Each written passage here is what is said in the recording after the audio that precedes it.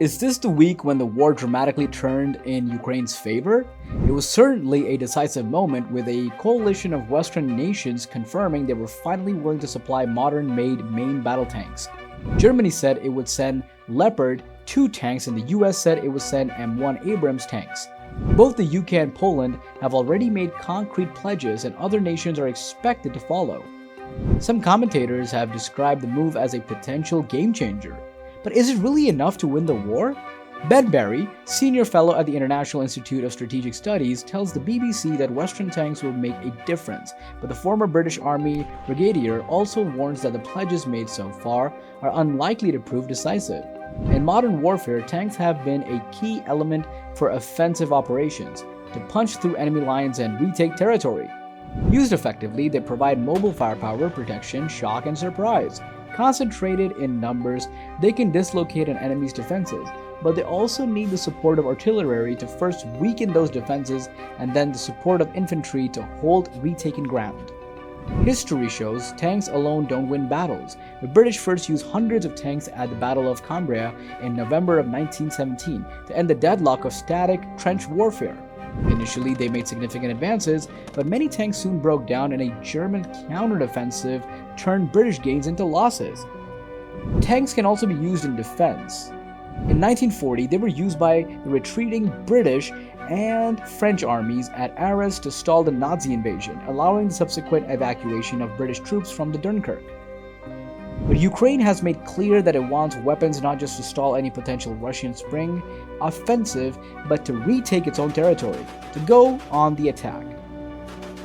How Ukraine might use tanks as attack spearheads. It would make little sense for Ukraine to dispense its additional tanks across a front line of more than 1,000 kilometers. To break through Russian defenses, Ukraine will need to concentrate its forces, possibly over an area of between 5 and 20 kilometers. Hamish D. Breton Gordon, a former colonel in the British Army's Royal Tank Regiment, says numbers do matter for a breakthrough. An armored brigade for a significant offensive operation would normally include at least 70 tanks, so more than 100 Western battle tanks could make a big difference, he says. If Ukraine had more, it could try to conduct simultaneous offensive operations in different places, as it did last year in the north and the south. Britain to send 14 of its main battle tanks to Ukraine. Prime Minister Rishi Sunak's office said late on Saturday that Britain would send 14 of its main battle tanks along with the additional artillery support to Ukraine, disregarding criticism from the Russian embassy in London. A squadron of 14 Challenger 2 tanks will go into the country in the coming weeks, and around 30 self-propelled AS-90 guns, operated by 5 gunners, are expected to follow, the British Prime Minister's office said in a statement. The UK will also begin training Ukrainian forces to use the tanks and guns in the coming days, as the people of Ukraine approach their second year living under relentless Russian bombardment. The Prime Minister is dedicated to ensuring Ukraine wins the war, a spokesperson for the Prime Minister said in a statement. Alongside his closest military advisors, he has analyzed the military picture, looked at the strategic impact of the UK's support, and identified a window where he thinks the UK and its allies can have maximum impact. The announcement follows a phone call with Ukrainian President Volodymyr Zelensky earlier on Saturday, during which Sunak outlined the UK's ambition to intensify our support to Ukraine, including through the provision of Challenger 2 tanks and additional artillery systems. Sunak's office said earlier this week that Britain would coordinate its support with allies after Germany, France, and the United States all indicated last week they would provide armored vehicles to Ukraine. The office also said that the defense minister would update the British Parliament with details of the security support on Monday. The Russian embassy in London said the decision to send the tanks would drag out the confrontation, lead to more victims including civilians, and was evidence of the increasingly obvious involvement of London in the conflict.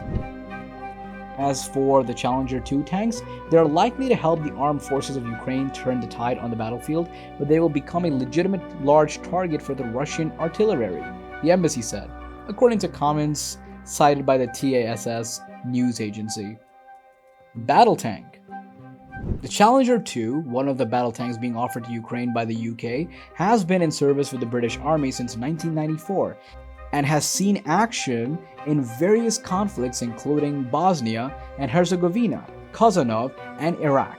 It is specifically designed to take on the other tanks and is highly regarded for its superior firepower and advanced defensive capabilities. According to a spokesperson for Chancellor Rishi Sunak, the offer of tanks from Poland and the UK is part of a wider international effort to support Ukraine's defense against Russian aggression. Ukrainian President Volodymyr Zelensky has welcomed the offer, the emphasized importance of such assistance in defending his country against Russia's ongoing military campaign. Zelensky, in a video address prior to the detailed British announcement, expressed his gratitude for the expected help, calling it important for Ukraine's defense. He also expressed his hope that the other international partners would follow suit and provide similar aid, stating that such evil cannot be given a single chance.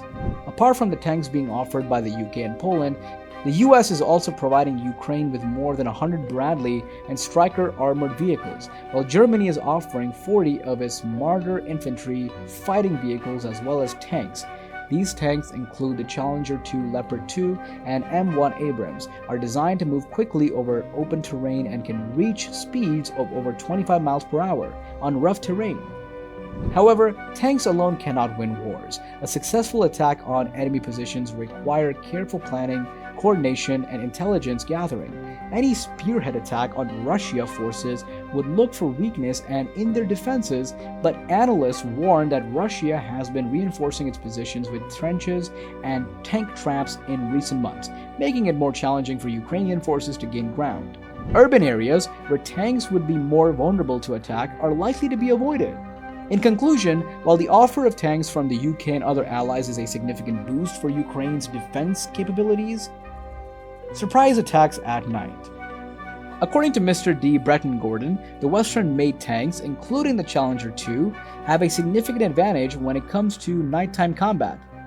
The tanks are equipped with advanced night sights and thermal imaging cameras, which allow the crew to see in complete darkness. This capability is a game changer in modern warfare, where battles are fought around the clock.